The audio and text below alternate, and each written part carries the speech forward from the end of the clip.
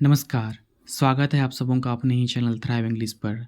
आज का स्टोरी है the mystery of a donkey's skin, जिसका मैं हिंदी ट्रांसलेशन करूँगा। छोटा सा स्टोरी है, बहुत ही ज़्यादा फ़नी स्टोरी है। यदि आप डेली इस तरह के वीडियो को देखते हैं या इस तरह की स्टोरियों को पढ़ते हैं तो आपका इंग्लिश जल्दी इम्प्रूव हो जाएगा। तो चलिए आज की स्टोरी को पढ़ते हैं। आज के स्टोरी का टाइटल है the mystery of a donkey's skin, गधे की खाल का रहस्य। The mystery of a donkey's skin, गधे की खाल का रहस्य। वंस, एक बार, there lived a king and a queen in a small kingdom. एक बार एक राजा और रानी रहते थे। इन अ स्मॉल किंगडम, एक छोटी सी राज्य में एक राजा और एक रानी रहते थे। दे विस्ट मीन्स कामना या इच्छा होना। दे विस्ट टू हैव अ सन, उनकी इच्छा थी कि उन्हें एक पुत्र हो। More than anything else in the world, दुनिया में सबसे ज़्यादा, किसी भी चीज़ से ज़्यादा उनकी एक इच्छा थी कि उन्हें एक पुत्र प्राप्त हो। फाइनली, आखिरकार, अंततः, अ सन वॉज बॉर्न टू देम, उन्हें एक पुत्र हुआ। बट देयर डिसमे, उनकी बेचैनी के लिए या उनके दुख के लिए, he looked like a donkey, वह गधे की तरह दिखता था। But they loved him deeply, लेकिन वे उनसे बहुत गहरा प्यार करते थे, प्रेम करते थे। एज ही वॉज देयर सन, क्योंकि वह उनका पुत्र था। Every one liked the Prince for his good nature. Every one like, सारे ही लोग, प्रत्येक लोग उन्हें चाहते थे, प्रिंस को चाहते थे। फॉर हिज गुड नेचर, उसके अच्छे व्यवहार के लिए। आफ्टर अ फ्यू ईयर्स, कुछ सालों के बाद, the prince grew older, prince बड़ा हुआ। And chanced to see his reflection, और उसे अपने प्रतिबिंब को देखने का मौका मिला। इन अ लेक, एक लेक में, एक झील में अपने प्रतिबिंब को देखने का मौका मिला। ही फेल्ट वेरी अपसेट, वह बहुत ज़्यादा वह बहुत ज़्यादा परेशान हुआ। एंड एम्बेरेस्ड, और शर्मिंदा फील किया।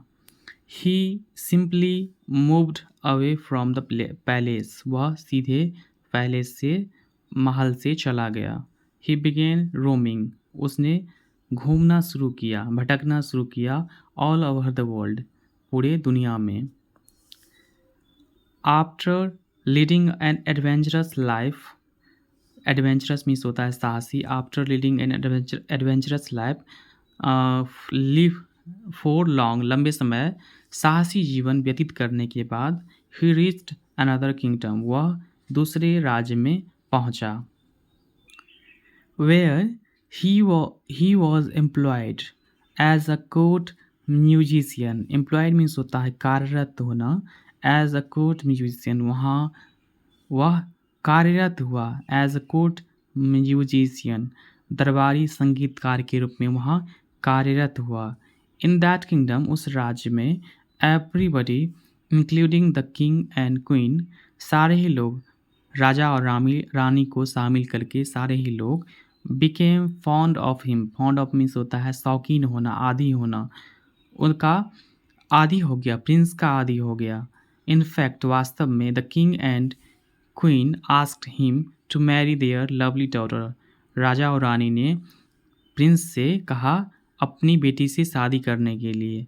द प्रिंस हैप्पीली एक्सेप्टेड, राजकुमार खुशीपूर्वक प्रस्ताव स्वीकार कर लिया। द मैरिज प्रपोजल, शादी का प्रस्ताव खुशीपूर्वक स्वीकार कर लिया।